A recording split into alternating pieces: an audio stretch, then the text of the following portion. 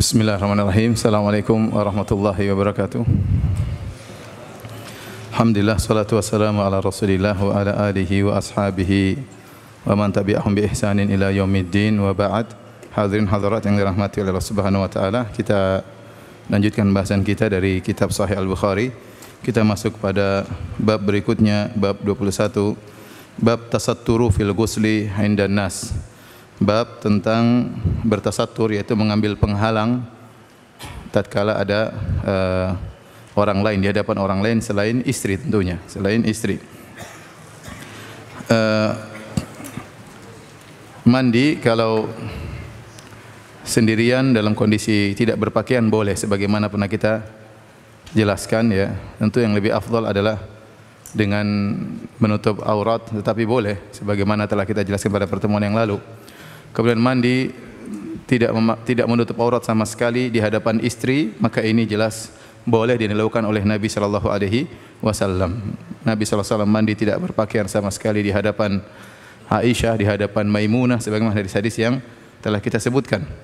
Adapun mandi di hadapan orang lain, maka bertasattur, memakai penghalang. Al-Imam Al-Bukhari berkata, qala haddatsana Abdullah bin Maslamah an Malik an Abi Nadhr maula Umar bin Ubaidillah anna Aba Murrah maula Ummi Hani binti Abi Thalib akhbarahu. Bahwasanya Abu Murrah maulanya Ummi Hani binti Abi Thalib. Jadi Ali bin Abi Thalib punya saudari perempuan namanya Ummu Hani.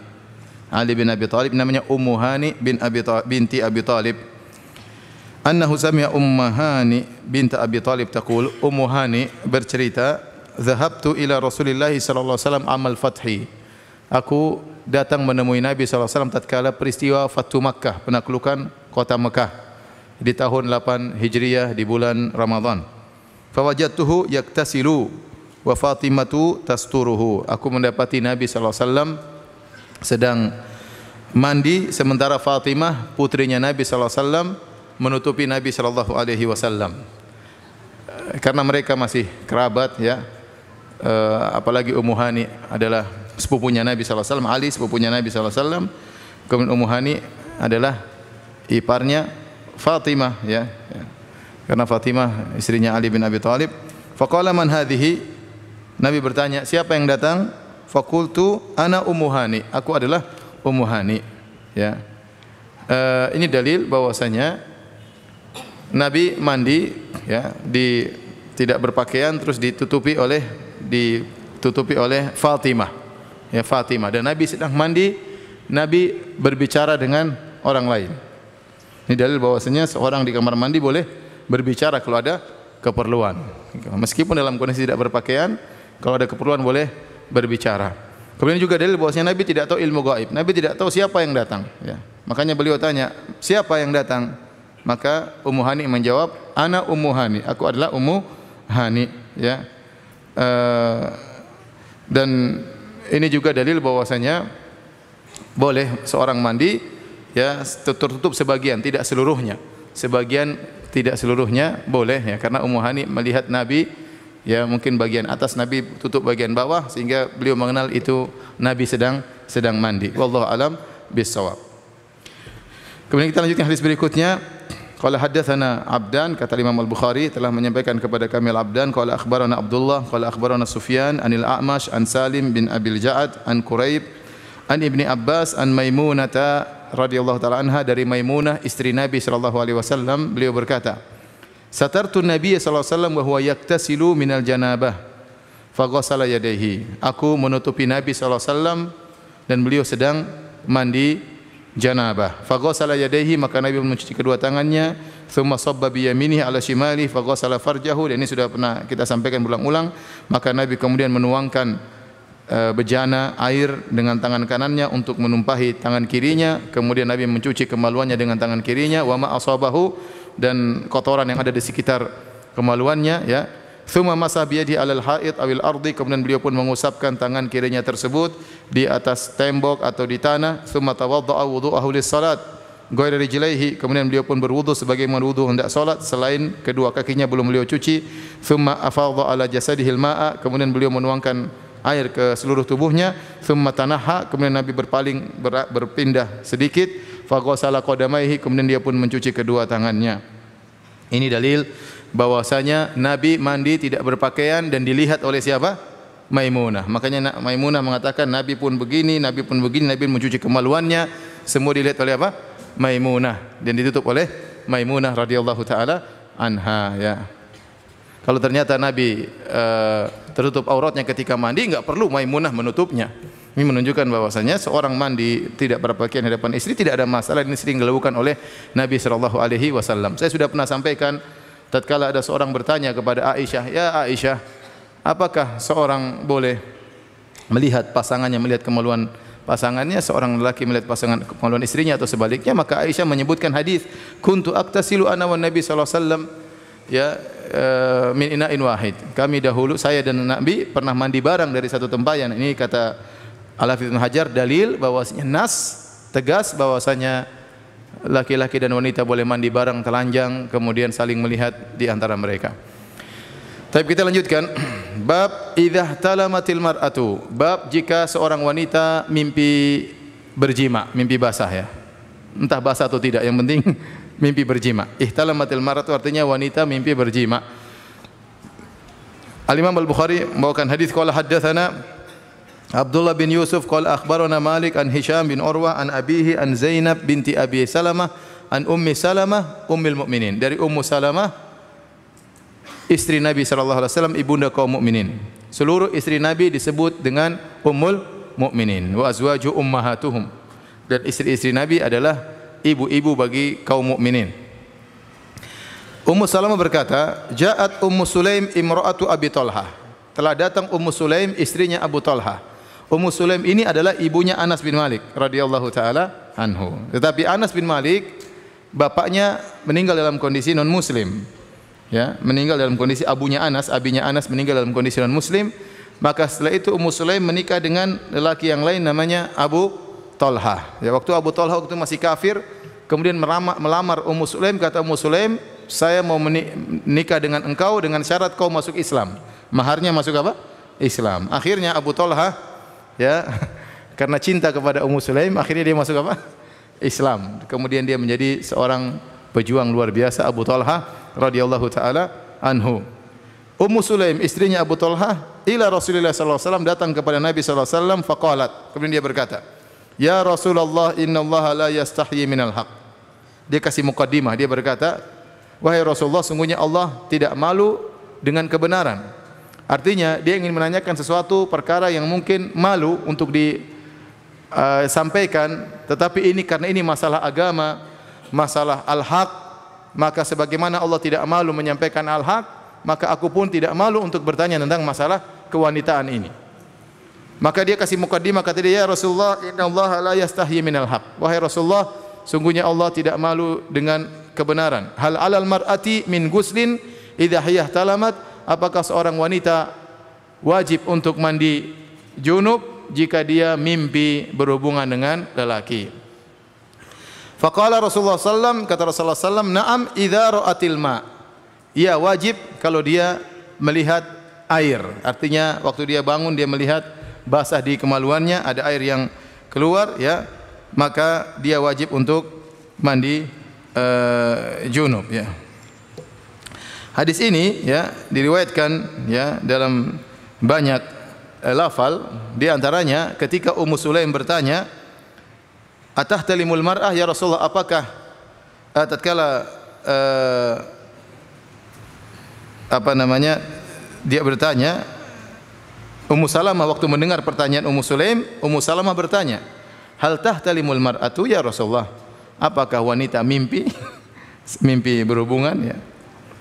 Kemudian juga dalam riwayat yang lain, ya, faghattat Ummu Salamah wajhaha. Waktu Ummu Sulaim bertanya, ada Ummu Salamah di situ. Waktu Ummu Sulaim bertanya, "Ya Rasulullah, apakah wanita kalau mimpi berhubungan dengan lelaki wajib mandi junub?" Maka saking malunya Ummu Salamah, maka Ummu Salamah pun menutup wajahnya dengan kain, ya, karena malu, tersipu malu mendengar pertanyaan tersebut. Dalam riwayat yang lain, fadhahikat Ummu Salamah. Ummu Salamah tertawa mendengar pertanyaan tersebut, ya. Hadirin dan hadirat yang dirahmati oleh Allah Subhanahu wa taala, ya. Jika wanita atau lelaki hukumnya sama, bermimpi melakukan hubungan senggama, ya apakah dengan siapapun ya, apa dengan istrinya atau dengan yang lainnya ya, istri pertama, istri kedua, ya. Enggak ada urusan ya. Pokoknya mimpi atau mungkin melihat sesuatu yang membuat hasratnya dan yang lainnya, ya. Maka kemudian dia bangun dan dia melihat ada air basah di celananya, ya. Maka dia wajib mandi junub. Tetapi kalau ternyata dia bangun ternyata tidak ada air di celananya, tidak ada basah, berarti tidak wajib mandi junub, ya. Berarti mimpi dia tidak sampai terjadi ejakulasi, ya. Tidak wajib mandi junub. Jadi hanya wajib mandi junub kalau keluar air mani, baik laki-laki maupun wanita. Demikian juga kalau seorang bangun tidur kemudian dia mendapati ada basah di celananya, di roknya atau di celananya. Sementara dia tidak ingat bahwa dia sedang mimpi. Dia bingung, saya mimpi atau tidak? Saya kata tidak mimpi, kok dapati basah. Maka dia lihat, kalau air yang dia di celananya tersebut, dia cium dan dia yakin ini kan ada air mani punya bau aroma tersendiri. Kalau dia cium ternyata ini aroma mani, maka dia wajib mandi junub.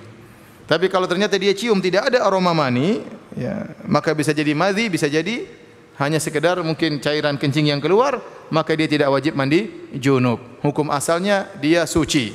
Hukum asalnya dia suci. Saya ulangi, dia hanya wajib mandi junub kalau dia yakin air maninya keluar dan dia lihat itu benar-benar air mani, maka dia wajib mandi junub. Adapun kalau dia ternyata tidak keluar air mani atau dia ragu ini air apa, maka tidak wajib mandi junub, karena hukum asal seorang dalam kondisi suci, dan kita punya kaidah al-yakin la yazulu bisyak, keyakinan tidak dihilangkan dengan keraguan. Taib. Kita lanjutkan. Jadi kalau masalah agama perlu untuk kita ketahui, maka kita bertanya, ya. Meskipun terkadang malu untuk kita tanyakan. Betapa banyak orang malu untuk bertanya, akhirnya dia salah, ya. Makanya Aisyah radhiyallahu anha pernah memuji wanita Ansar. Dia berkata, "Ni'man nisa nisaul Ansar, lam yamna'hunna al-haya'u an yatafaqqahna fid din." Sebaik-baik wanita adalah wanita kaum Ansar. Rasa malu tidak menghalangi mereka untuk bertanya, bertafaqquh dalam masalah agama, ya. Karena penting, sebagian wanita mungkin malu padahal dia perlu tahu masalah kewanitaan, masalah haid, masalah nifas, masalah cairan yang keluar dari kemaluannya, masalah berkaitan dengan jima misalnya, ya, dia harus bertanya. Kalau dia tidak bertanya mungkin dia tidak tahu jawabannya. Maka kalau memang tidak ada jalan kecuali dengan bertanya, maka hendaknya dia bertanya, ya, meskipun dia mungkin malu, jangan sampai rasa malunya membuat dia tidak bertanya, akhirnya dia pun salah dalam mengambil hukum. Baik, kita lanjutkan bab berikutnya, ya. Bab Araqul junubi wa annal muslim la yanjus. Bab tentang keringatnya orang yang junub dan bahwasanya seorang muslim tidaklah najis. Bagaimana hukum keringat seorang yang sedang junub? Tidak najis. Wa annal muslim la yanjus. Demikian juga seorang muslim meskipun junub tidak najis. Apa dalilnya? Dalilnya dibawakan oleh Imam Al-Bukhari. Qala haddatsana Ali bin Abdullah qala haddatsana Yahya qala haddatsana Humaid qala haddatsana Bakar an Abi Rafi an Abi Hurairah, dari Abu Hurairah radhiyallahu anhu, anna Nabi sallallahu alaihi wasallam laqiyahu fi ba'dhi tariqil Madinah wa huwa junub. Nabi sallallahu alaihi wasallam bertemu dengan Abu Hurairah di sebagian jalan-jalan di kota Madinah sementara Abu Hurairah dalam kondisi junub. Fan khanastu minhu, aku pun setelah ketemu dengan Nabi, aku pun pergi diam-diam, ya, pergi diam-diam tanpa sepengetahuan Nabi sallallahu alaihi wasallam. Fa dhahaba faktasala thumma jaa. Kemudian Abu Hurairah pun pergi, kemudian dia pun mandi junub, kemudian dia datang lagi ketemu dengan Nabi sallallahu alaihi wasallam. Maka Rasulullah SAW bertanya, "Aina kunta ya Abu Hurairah?" Tadi engkau di mana wahai Abu Hurairah? Kok pergi, ya? Qala kuntu junuban. Maka Abu Hurairah menjelaskan, "Saya tadi junub ya Rasulullah, makanya saya pergi." Fakarihtu an ujalisaka wa ana ala ghairi taharah. Dan aku tidak ingin ngobrol dengan engkau, duduk bersamamu sementara aku dalam kondisi tidak suci. Maka Nabi berkata, "Subhanallah, Maha suci Allah. Innal muslim la yanjus." Sungguhnya seorang muslim tidaklah najis. Orang muslim tidaklah najis, ya. saya ulangi, Abu Hurairah sedang berjalan di kota Madinah dalam kondisi junub, ya. Kemudian di tengah jalan ketemu dengan Nabi sallallahu alaihi wasallam. Setelah itu dia pun diam-diam pergi, ya. Maka Nabi bertanya, "Kau tadi kemana? Kau tidak kelihatan." Kata Abu Hurairah, "Saya tadi junub, makanya saya pulang mandi dan saya tidak ingin duduk bersama engkau sementara aku dalam kondisi tidak suci." Nabi kaget, kata Nabi, "Subhanallah, Maha suci Allah. Innal muslim la yanjus." Sungguhnya seorang muslim tidak najis. Artinya tidak perlu kau melakukan demikian. Kau tidak najis, duduk denganku tidak mengapa, ya. Ini dalil hadis ini, ya, bahwasanya pertama Nabi sallallahu alaihi wasallam tidak tahu ilmu gaib. Makanya Nabi bertanya, "Tadi kau kemana?" Ya. Dan hadis riwayat tentang Nabi tidak tahu ilmu gaib terlalu banyak. Nabi tidak tahu. Nabi hanya tahu ilmu gaib sebagian ilmu gaib yang Allah kasih tahu untuk keperluan masalah kenabian sebagai bukti dia seorang nabi. Tapi Nabi tidak tahu gaib secara mutlak dan dalilnya terlalu banyak. Tadi Nabi bertanya siapa yang datang, Nabi tanya dulu, "Saya Ummu Hani." Sekarang Nabi bertanya lagi, "Tadi engkau kemana?" Nabi tidak tahu. Ya, Nabi waktu kalung istrinya hilang, Nabi pun tidak tahu di mana, ya. Istrinya pun belum pulang, Nabi pun tidak tahu, Aisyah belum pulang, ya. Jadi terlalu banyak dalil Nabi tidak tahu ilmu gaib, ya. Maka jangan percaya kalau ada orang, ya, tahu, saya tahu di sini, saya tahu di sana. Ente dukun memang, ya. Bilang ente dukun.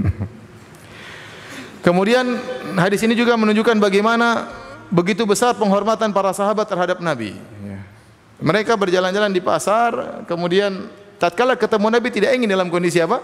Junub. Sehingga Abu Hurairah pun pulang mandi agar dalam kondisi suci bertemu dengan Nabi sallallahu alaihi wasallam. Tetapi Nabi menegur, itu salah. Seharusnya tidak usah demikian. Innal mu'min la yanjus. Engkau tidak najis wahai Abu Hurairah. Jadi tidak mengapa bertemu denganku, tidak mengapa berjabat tangan denganku, tidak mengapa ngobrol denganku. Bahkan Nabi sallallahu alaihi wasallam dalam hadis-hadis yang sahih, Nabi sallallahu alaihi wasallam bahkan bertelekan di pangkuan Aisyah radhiyallahu anha, kemudian beliau baca Quran sementara Aisyah dalam kondisi haid. Dalam kondisi apa? Haid, bukan sekedar junub, haid, najis masih keluar. Tapi Nabi sallallahu alaihi wasallam bertelekan di pangkuan Aisyah yang dalam kondisi bersih sambil baca Al-Qur'an. Tidak mengapa, apalagi hanya sekedar junub yang tidak ada najis secara hissi, hanya sekedar kondisi tubuh yang berhadas, ya. Maka tidak mengapa.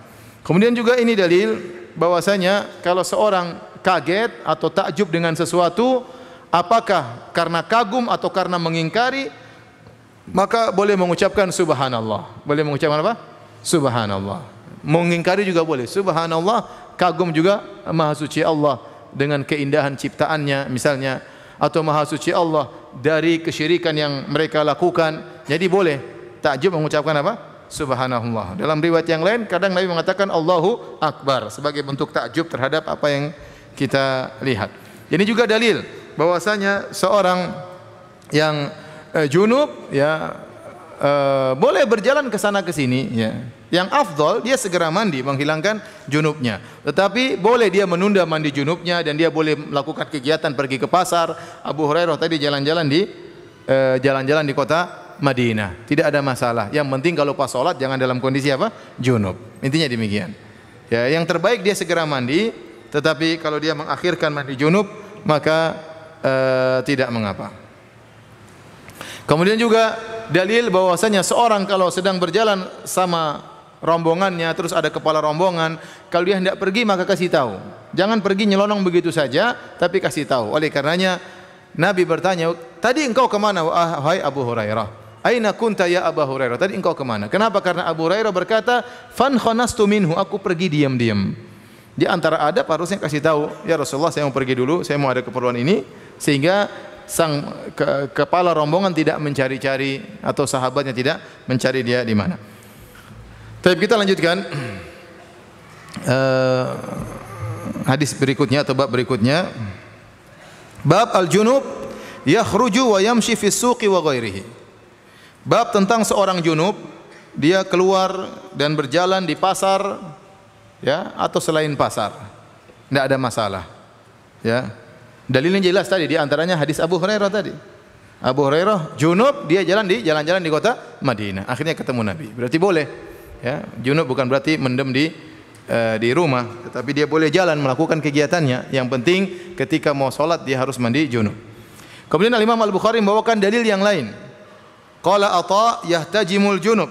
Orang yang junub boleh berhijamah.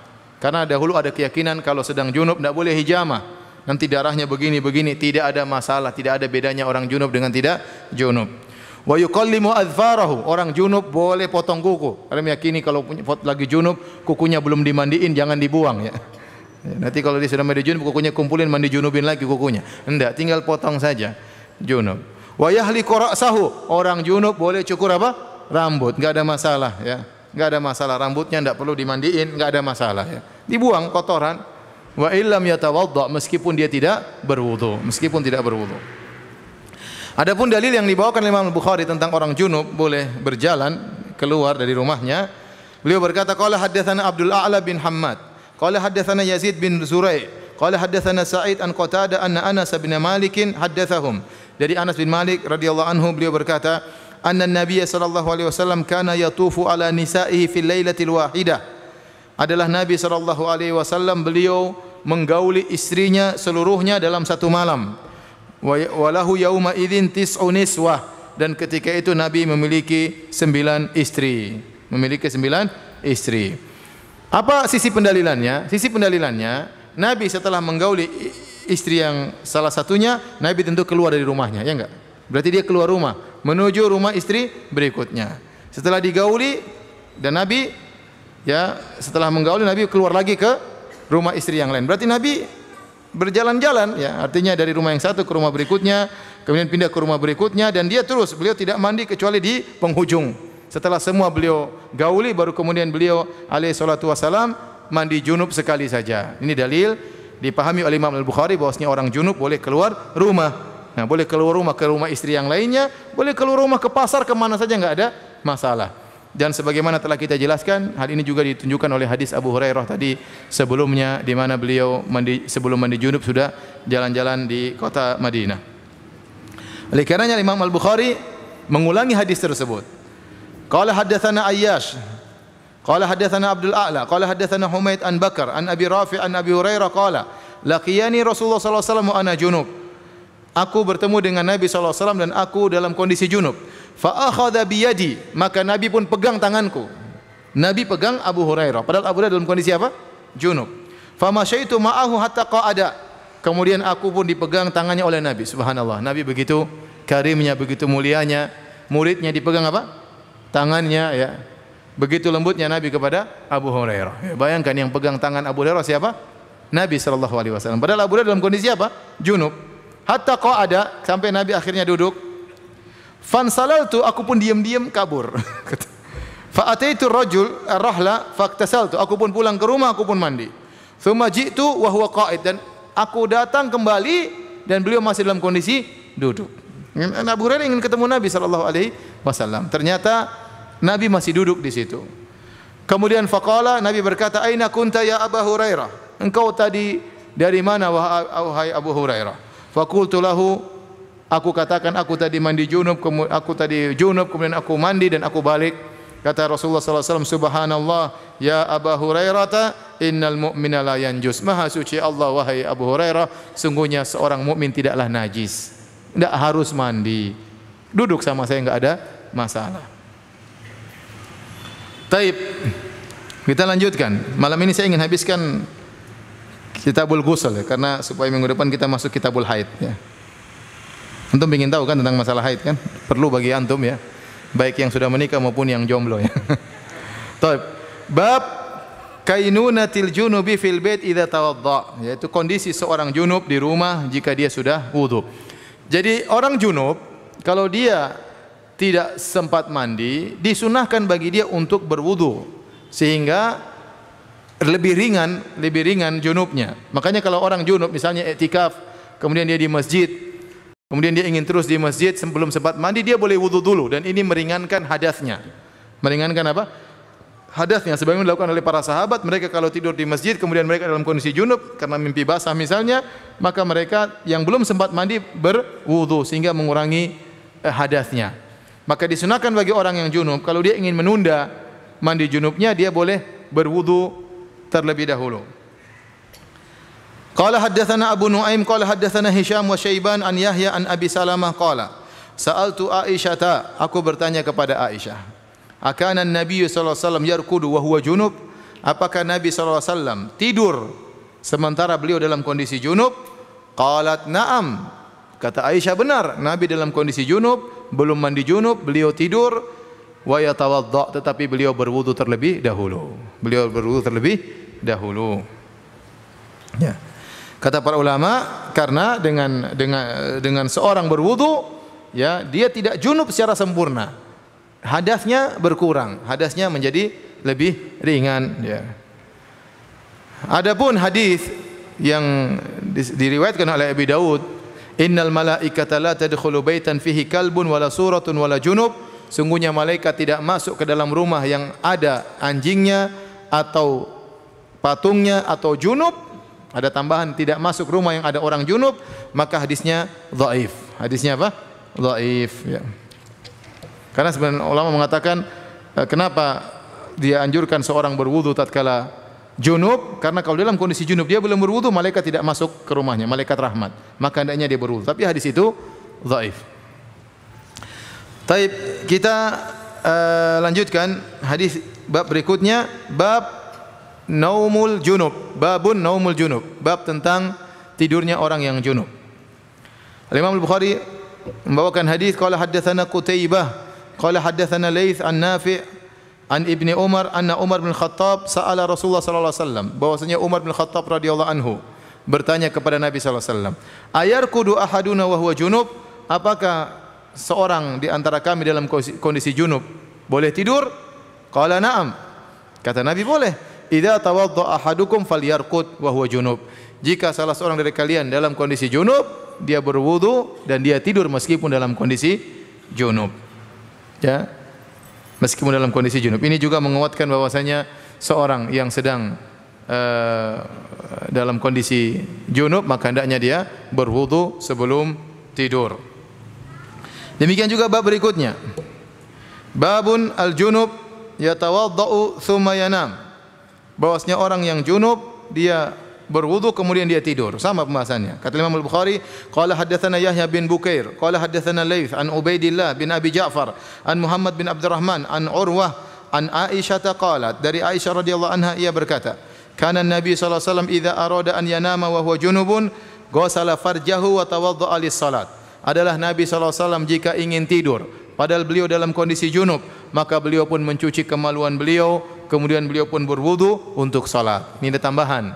Jadi kalau seorang berhubungan dengan istrinya, kemudian dia ingin tidur, bersihkan dulu kemaluan, kemudian berwudu, kemudian apa? Tidur. Kemudian tidur. Oleh karenanya disunahkan bagi seorang yang hendak tidur dalam kondisi junub berwudu. Demikian juga orang junub ingin makan dan minum juga disunahkan untuk berwudu.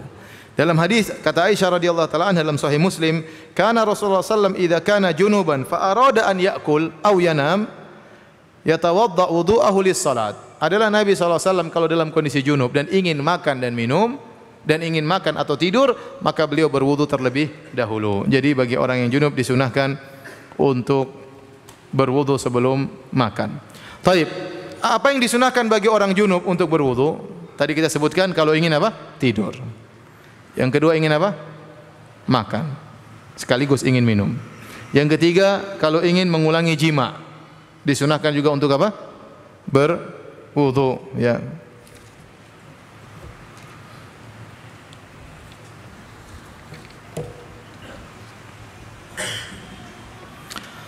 Baik, permisi.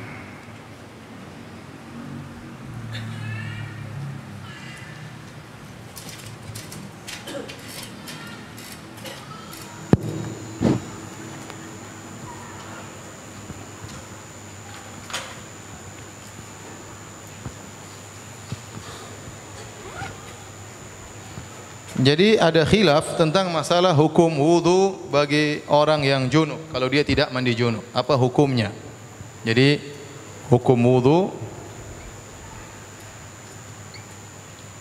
bagi orang yang menunda mandi junub. Ada khilaf, ya.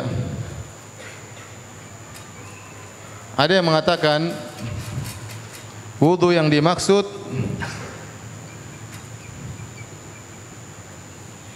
secara bahasa yaitu nadhafah, yaitu membersihkan. Ini pendapat sebagian ulama, namun pendapat ini lemah. Yang benar wudu yang dimaksud adalah wudu syar'i, seperti wudu mau salat, seperti wudu salat. Nah, yang berpendapat bahwasanya wudu tersebut wudu, karena sebenarnya mengatakan itu maksudnya bukan wudu, yang penting bersih-bersih sudah boleh tidur. Ini pendapat sebagian ulama. Adapun wudu yang pendapat kedua mengatakan wudu syar'i, yang dimaksud wudu di sini wudu syar'i, ini pun ada khilaf. Ada yang mengatakan wudu tersebut wudu hukumnya wajib. Dan ini pendapat zahiriyah. Ada yang mengatakan wujud tersebut mustahab, disunahkan. Disunahkan, ini jumhur. Jumhur ulama mayoritas. Ada yang mengatakan wudu tersebut hanya sekedar ibahah.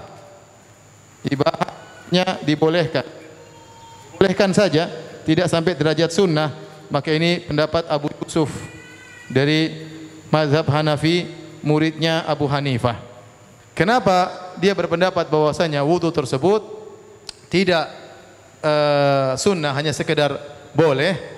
Ya, karena ada dalil dalam Sunan Abi Daud, kemudian Sunan Ibnu Majah dan Sunan Tirmidzi. Aisyah mengatakan bahwasanya Nabi sallallahu alaihi wasallam dalam kondisi junub, thumma yanam, ya, walam yamussa ma'an. Nabi sallallahu alaihi wasallam dalam kondisi junub dan beliau tidur dan beliau tidak menyentuh air sama sekali. Beliau tidak menyentuh air sama sekali, ya. Sehingga hadis ini menunjukkan Nabi pernah tidur tanpa berwudu sama sekali, tanpa berwudu sama sekali. Hadis ini diperselisihkan oleh para ulama hadis tersebut. Mayoritas ulama mendhaifkan seperti Imam Ahmad, kemudian juga Ibnu Hajar rahimahullahu taala, Abu Daud, ya. Sebagian ulama mensahihkan, ya, mensahihkan hadis tersebut. Kalaupun sahih, maka dijelaskan itu untuk menjelaskan bahwasanya boleh. Nabi pernah sekali tidur dalam kondisi junub tanpa berwudu, ya. Tetapi kebanyakan kondisi Nabi, beliau kalau junub, ya, maka beliau sebelum tidur beliau berwudu, ya. Maka yang benar bahwasanya berwudu bagi orang yang junub, yang menunda mandi junub, kalau dia ingin tidur maka hukumnya apa? Sunnah, tidak sampai derajat wajib. Dan juga bukan sekedar boleh, tapi hukumnya apa? Sunnah. Tapi kalau seorang misalnya tidur tanpa berwudu, ya enggak apa-apa, dia tidak berdosa karena hukumnya hanya apa? Sunnah. Dan ini pendapat yang lebih benar. Wallahu alam bishawab. Jadi yang benar ini, ya, pendapat jumhur ulama bahwasanya wudu tersebut hukumnya sunnah.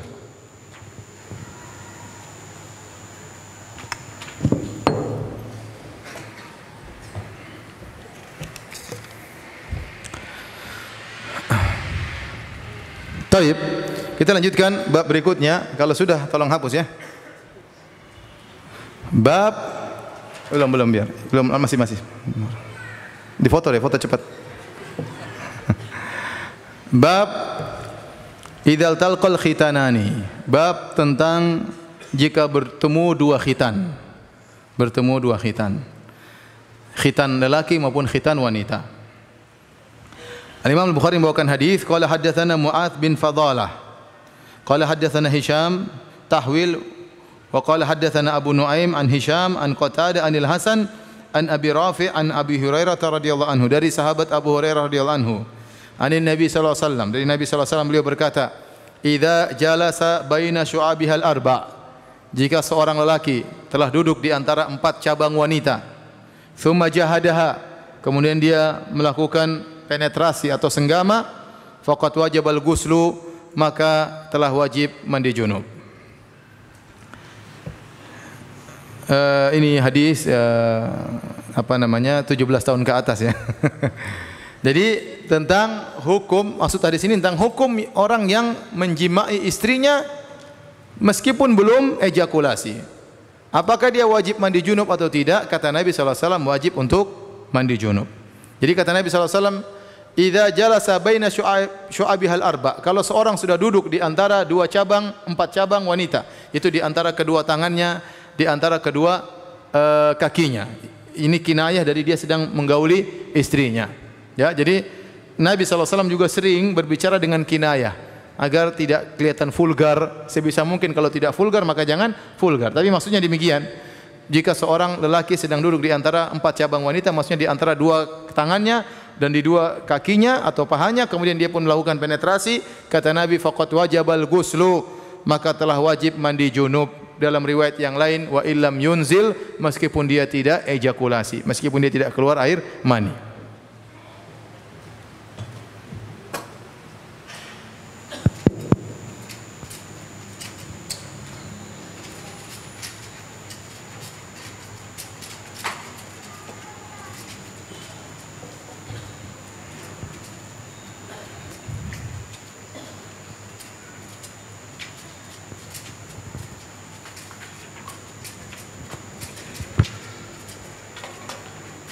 Apa definisi jima? Ya, definisi jima.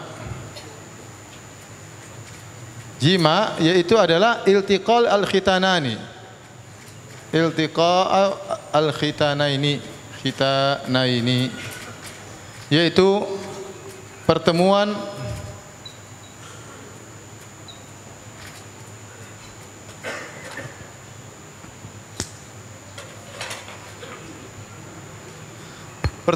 dua areal sunat,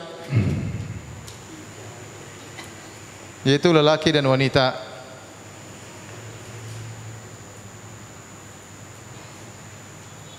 Ini definisi jima. Ya, adapun jika tidak terjadi iltiqa al-khitanain, jika tidak terjadi pertemuan dua areal sunat, maka belum dikatakan jima.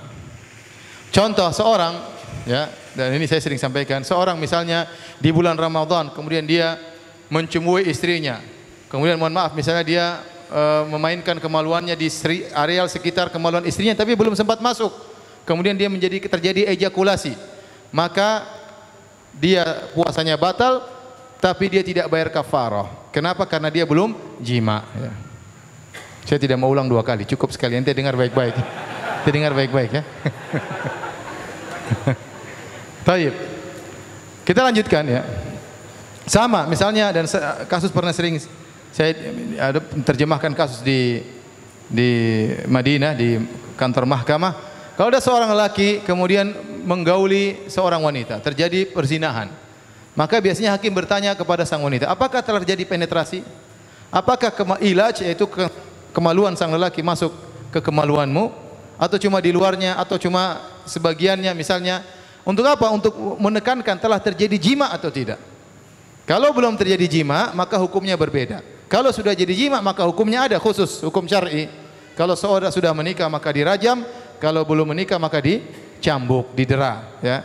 Kalau ternyata belum terjadi jima, maka hukumnya lebih ringan daripada itu. Ya, maka perlu kita ketahui apa itu jima. Jima adalah pertemuan dua areal sunat. Adapun laki-laki, kita tahu bahwasanya laki-laki disunat yaitu bagian kulit yang menutupi kepala zakar, ya. Bukan zakar seluruhnya, ya. Yang disunat cuma kulit yang menutupi kepala zakar, itu yang dipotong. Dipotong, maka kemudian muncullah kepala zakar, maka bagian bawah itu, bagian persis di kulit dipotong, itulah tempat khitan. Itulah tempat khitan. Makanya tidak dikatakan jima kecuali kalau hasyafah kepala zakar tersebut sudah masuk seluruhnya ke dalam kemaluan wanita, baru terjadi jima. Kalau ternyata hasyafah kepala zakar, ingat bukan zakar seluruhnya, ya. Kepala zakar kalau ternyata baru masuk 1/2, 1/3, ya, maka belum terjadi jima karena belum sampai pada titik bawah yang merupakan areal dipotongnya apa? Kulit tersebut. Paham? Tidak ada siaran ulang, ya. Paham? Taib. Yang jomblo jelas pahamin. Taib. Yang kedua jomblo nggak paham. Adapun khitannya wanita, ini agak berat, ya. Tapi saya harus sampaikan, ya. Apa khitan wanita? Wanita di khitan, ya. Terjadi banyak salah praktik dalam khitan wanita, ya. Pada kemaluan wanita ada namanya bidhrah atau yang disebut dengan klitoris dalam bahasa kita. Di atas klitoris ada semacam kulit, kulfah menutupi, ya seperti, mohon maaf, seperti jeger ayam. Itulah yang dipotong. Itulah yang dipotong, tapi tidak boleh banyak-banyak. Kata Nabi SAW, la tanhiki, fa inna dzalika khairun lil mar'ah wa ahabbu ilal ba'al. Jangan dipotong habis, karena itu lebih baik bagi sang wanita dan lebih disukai oleh sang suami. Nah, banyak praktek-praktek sunat yang salah.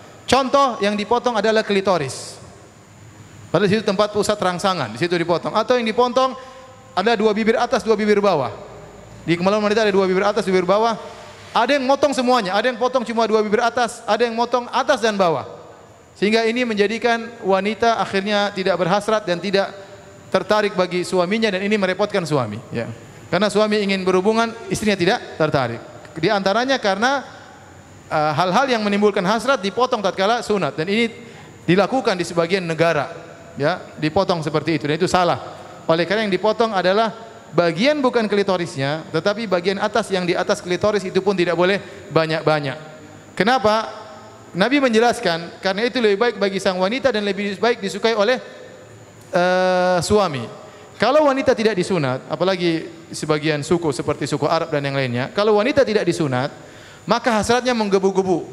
Bisa jadi dia sama suaminya tidak cukup, akhirnya dia pun terjerumus dalam zina kalau tidak disunat. Tapi kalau disunat habis, dia tidak berhasrat, tidak baik bagi dia, dan akhirnya pun suaminya pun repot untuk bisa menggaulinya karena dia tidak berhasrat.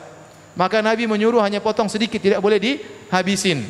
Sehingga wanita syahwatnya menjadi kurang, karena kita tahu namanya lelaki sering keluar rumah, sering kerja, terkadang bersafar, sehingga dia sabar menanti. Ya, kalau dia disunat maka berkurang hasratnya, dan itu adalah fitrah sebagaimana disebutkan oleh Nabi sallallahu alaihi wasallam. Jadi itulah bagian yang disunat pada wanita.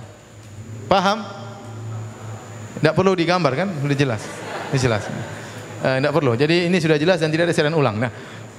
Nah, yang namanya jima adalah iltiqa'il khitanain, yaitu pertemuan antara bagian kulit yang dipotong, yaitu persis di bawah kepala zakar dengan bagian tersebut. Makanya dikatakan jima tidak mungkin terjadi kecuali hasyafah, kepala zakar masuk seluruhnya.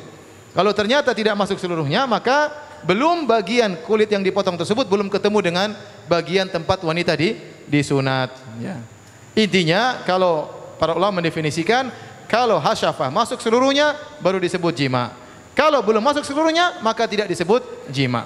Dari sini kita tahu jika seorang laki menggauli istrinya, kemudian ternyata tidak masuk seluruh kepala zakar, ya, bukan kemaluan seluruhnya, hanya kepala zakar. Kalau belum masuk seluruhnya belum terjadi jima. Tetapi kalau sudah masuk seluruh kepala zakar, meskipun zakarnya belum seluruhnya masuk, sudah disebut dengan apa? Sebut apa? Paham tidak? Jangan pura-pura tidak paham. Nah, para hadirin yang dirahmati Allah Subhanahu wa taala. Khitan, kata Syekh Utsaimin rahimahullah taala, dianjurkan dilakukan tatkala masih kecil. Makanya kebiasaan orang Arab, mereka mengkhitan anak mereka masih kecil. Umur 7 hari khitan. 2 minggu khitan. Saya pernah antar anak teman saya umur sebulan kalau enggak salah. Ya. Mana? Mau sunat. Masya Allah. Masih umur apa? Sebulan sudah disunat oleh dokter. Kemudian digunting oleh Pak dokter. Ya. Jangan sampai sudah besar, karena sudah besar, kata Syekh Utsaimin rahimahullah, kalau dia masih kecil, yang tersakiti cuma badannya. Tapi kalau dia sudah besar disunatin, yang tersakiti badannya dan hatinya. Itu kata Syekh Utsaimin rahimahullah taala. Makanya kasihan. Dia malu, kemudian dipotong, dan ya. Tapi kalau kita biasanya lulus SD berapa? Disunat. Ya, dia mungkin belum mengerti lah lulus SD. Nanti kita kasih mainan, kasih apa. Ya, anak saya kemarin umur 4 tahun saya sunat ya. Saya sunat ya. Yang lainnya setelah kelas 4 SD atau ya. Intinya kalau bisa anak itu disunat masih kecil itu lebih baik ya. Wanita, kalau laki-laki yang rajih dalam pendapat ulama, laki-laki wajib sunat. Adapun wanita yang rajih tidak wajib ya, tidak wajib. Seandainya tidak disunat tidak mengapa.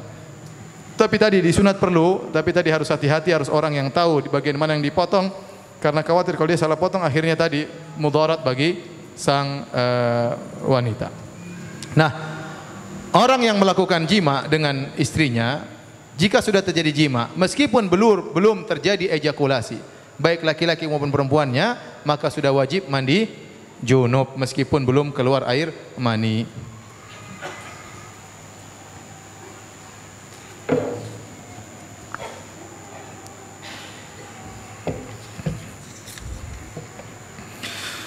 Baik, kita lanjutkan bab terakhir ya dari Kitabul Ghusl ya. Bab ke-29. Bab ghuslu ma yusibu min farjil mar'ah. Bab tentang mencuci ya bagian kemaluan yang mengenai kemaluan wanita. Mencuci bagian kemaluan lelaki yang mengenai kemaluan wanita. Ya. Ini Al-Imam Al-Bukhari membawakan hadis-hadis yang menjelaskan bahwasanya kalau terjadi jima tetapi belum terjadi inzal, ejakulasi, maka tidak wajib mandi junub. Tidak wajib mandi junub. Kenapa? Karena dahulu di zaman Nabi SAW, kalau belum ejakulasi tidak wajib mandi junub.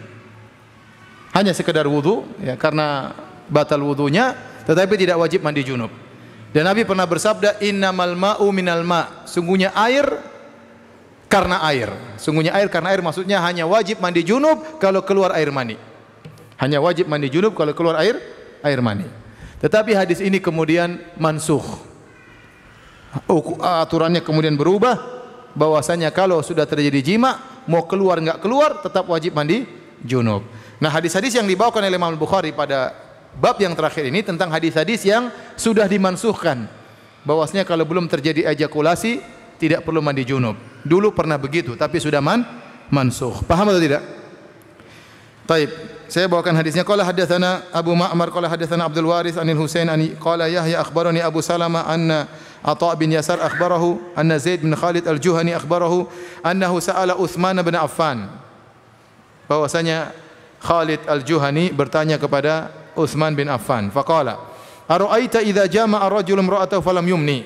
Bagaimana menurut Anda wahai Utsman, jika seorang lelaki menggauli istrinya kemudian tidak ejakulasi? Qala Utsman, yatawadda kama yatawadda'u lis-salat wa yaksilu dzakarahu. Cukup dia wudu sebagaimana wudu hendak salat, dan dia cukup mencuci kemaluannya yang tadi sudah mengenai kemaluan istrinya. Qala Utsman, sami'tu min Rasulillah sallallahu alaihi wasallam. Ini saya dengar hadisnya dari Nabi sallallahu alaihi wasallam. Fasa'altu an dzalika Ali bin Abi Thalib wa Zubair bin Awwam wa Talha bin Ubaidillah. Kata Khalid al-Juhani, selain saya tanya kepada Utsman, saya tanya juga kepada Ali bin Abi Thalib. Saya tanya juga kepada Zubair bin Awwam. Saya tanya juga kepada Talha bin Ubaidillah. Saya tanya juga kepada Ubay bin Ka'ab radhiyallahu anhum, fa amaruhu bidzalik. Ternyata fatwa mereka semua sama, kalau belum ejakulasi hanya sekedar apa? Wudu. Tidak perlu mandi junub. Namun telah datang hadis-hadis menunjukkan itu semua mansukh, bahwasanya kalau sudah bersenggama meskipun tidak keluar air mani maka tetap mandi junub. Kemudian Imam Bukhari membawakan hadis terakhir, qala haddatsana Musaddad qala haddatsana Yahya an Hisham bin Urwah qala akhbarani Abi qala akhbarani Abu Ayyub qala akhbarani Ubay bin Ka'ab annahu qala. Dari Ubay bin Ka'ab radhiyallahu anhu beliau berkata, "Ya Rasulullah, wahai Rasulullah, idza jama'a ar-rajulu al-mar'ata falam yunzil." Jika seorang laki menggauli seorang wanita kemudian dia tidak ejakulasi, tidak keluar air maninya. Qala yaghsilu ma masal mar'ata minhu. Cukup dia mencuci kemaluannya yang menyentuh sang wanita. Tsumma yatawaddau wa yusalli. Kemudian dia wudu dan salat, tidak harus mandi. Ini pendapat dulu. Qala Abu Abdullah, Al-Imam Al-Bukhari mengomentari, al-ghuslu ahwat. Tentu meskipun ada yang berpendapat demikian dan memang khilaf ya. Ada yang berpendapat kalau belum ejakulasi tidak perlu mandi. Namun yang benar bahwasanya harus mandi karena sudah mansukh. Makanya Imam Bukhari berkata setelah membawakan hadis-hadis ini, beliau berkata, al-ghuslu ahwat, mandi lebih hati-hati. Wa dzalikal akhir, dan mandi adalah hukum terakhir Nabi sallallahu alaihi wasallam. Innama bayyana liikhtilafihim. Saya sebutkan bab hadis-hadis ini untuk menjelaskan ada khilaf di kalangan para ulama masalah ini. Faham? Ada sebagian ulama berpendapat kalau belum ejakulasi maka tidak harus mandi junub, namun yang benar harus mandi junub meskipun tidak ejakulasi. Alhamdulillah kita sudah selesai dari Kitabul Ghusl. Insyaallah pekan depan kita masuk dalam Kitabul Haid. Alhamdulillah rabbil alamin. Ada yang bertanya, saya persilahkan.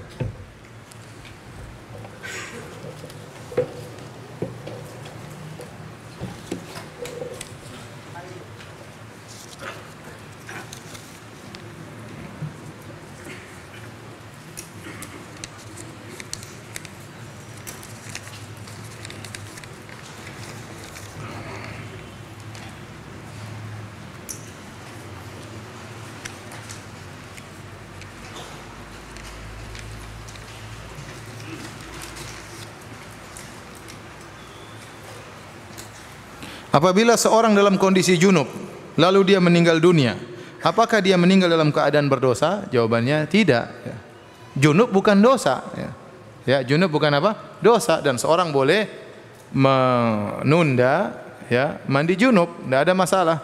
Jika seorang meninggal dalam kondisi junub, maka dia tidak berdosa. Kecuali junubnya karena dosa, ya itu baru berdosa. Dia berzina misalnya, ya. Tapi kalau tidak, maka tidak mengapa.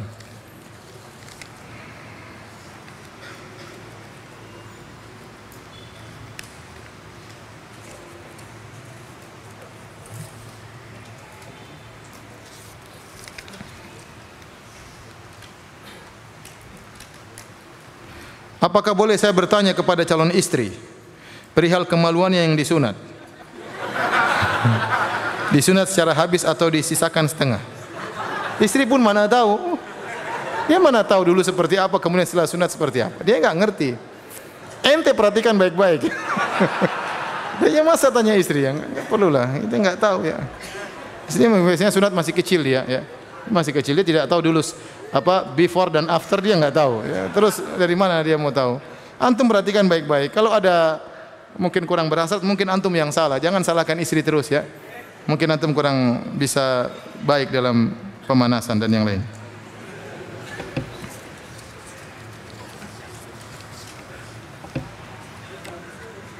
Jadi ikhwan, bagaimanapun wanita tidak disunat, tetap hasratnya tidak sama dengan lelaki. Lelaki itu hasratnya sangat cepat bergejolak, tidak sama dengan wanita. Ya, ya. Oleh karenanya Nabi mengatakan jika seorang melihat ya, wanita dari depan seperti setan, dari belakang seperti setan, artinya dihiasi oleh setan. Jika dia melihat sesuatu yang menggerakkan hatinya, segera pulang ke istrinya. Menunjukkan lelaki itu hasratnya cepat bergerak, ya, cepat bergerak. Wanita tidak demikian. Wanita tidak demikian. Ustaz, Anda ingin bertanya, jika buang air kecil di pertengahan mandi, apakah harus mengulangi dari mencuci tangan? Ya, kalau kita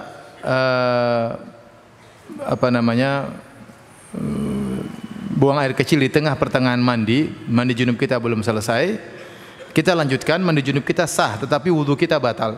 Wudu kita apa? Batal. Wudu kita batal. Maka hendaknya kita berwudu lagi. Atau kalau enggak, kita ulangi lagi dari awal supaya apa? Supaya sah. Tapi kalau sini kita lanjutkan, maka mandi tidak batal, tapi wudu kita apa? Batal. Maka kalau kita mau sholat, kita harus wudu lagi.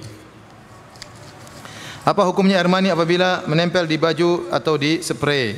Demikian ada pertanyaan, Ustaz, bagaimana kalau sholat dengan baju yang ada air maninya? Ya.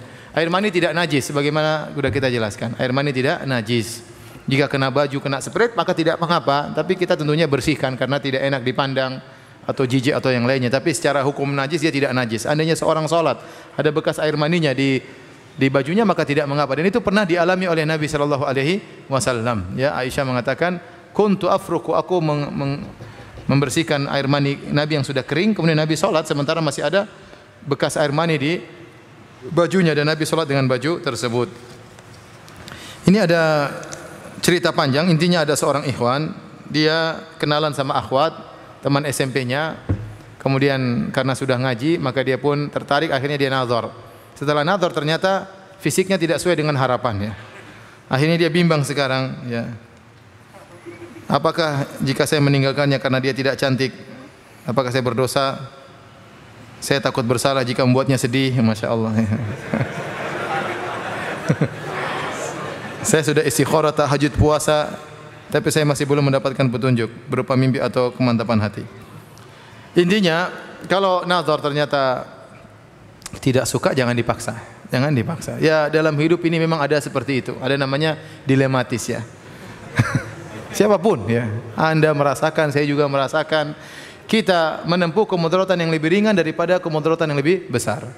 Kalau Anda tolak dia, dia mungkin sedih, mungkin dia nangis, mungkin apa. Ya sudah, daripada Anda terima, akhirnya Anda tiap hari tidak cinta sama dia. Kalau pernikahan yang tidak dibangun di atas cinta, akhirnya kecenderungan Anda akan menzalimi dia.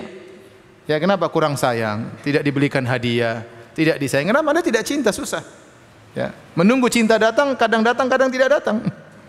Ya, oleh karenanya, benar ada orang menikah tidak cinta, akhirnya cinta setelah beberapa tahun. Itu terjadi dan itu wakil, realita terjadi. Tapi apakah Anda bisa bertahan untuk sampai datang cinta kepada diri Anda? Kan tidak semudah itu. Maka saya anjurkan kepada ikhwan ini, ya sudah, kalau dia tidak suka jangan dia paksa. Jangan dia paksa. Wanita tersebut sedih, ya sudah jelaskan qadarullah, cari alasan yang baik ya. Dengan alasan yang tidak menyinggung dia, tidak menyinggung fisiknya, dengan kata-kata yang baik sehingga dia bisa menerima. Setelah itu blokir ya. Jangan lagi main Instagram. Ini Instagram kadang-kadang begini repot ya. Ya, caranya sejak awal sudah salah ya. Yes. Ramadan lalu Anda pernah bercumbu dengan istri saat siang hari. Anda terangsang dan mengeluarkan air madhi. Apakah puasa Anda batal? Kalau yang keluar hanya madhi, maka tidak batal. Yang keluar mani, maka batal. Maka batal puasanya. Kan malam ada, ngapain siang-siang ya?